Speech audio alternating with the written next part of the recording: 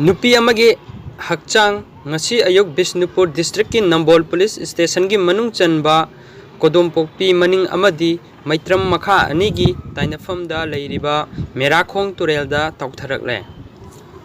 Presna phangba pawda hakchang adu ayuk pung taruk lom taba aduaida walking chatpa miyoi singna thengnarakibani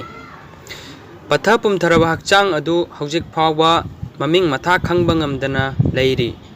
Mafam aduda forensic laboratory technician na chingba kaya laktuna yengsilaba matung masak maming khangdok nabagidamak rim smoke ta thamkhre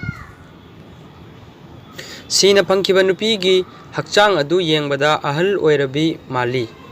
masam ngawi higok machu gi skirt asangba ama setli hangama pal machu gi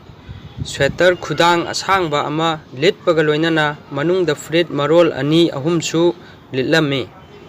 Mahak hojik phawba matau karamna siribano haiba chapchana khangba ngamdri Nakalamaromda Bishnupur district ki Nambol police station ki manung chanba oinam awang likai digi namairakpam kadambini debi sahi hompu mapuroiba sanathoi kaupi nipi ama oinam dagi wangoi tabalambida wangoi lomdagi sing purakpa tata truck MN01 8612 na oinam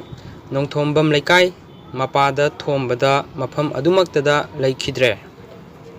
mafam adudagi phangba pawgi matung inna laikhidraba nupi asi mahakki farm dagi enjang napi hekpa chatkhibani mahakna potlam sing adu hekluraga halakpagi lambida thodok adu thokhibani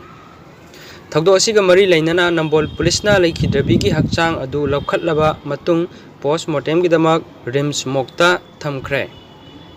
Thogdok asida chenariba gari adugi driver Nambol police ta surrender tawkhre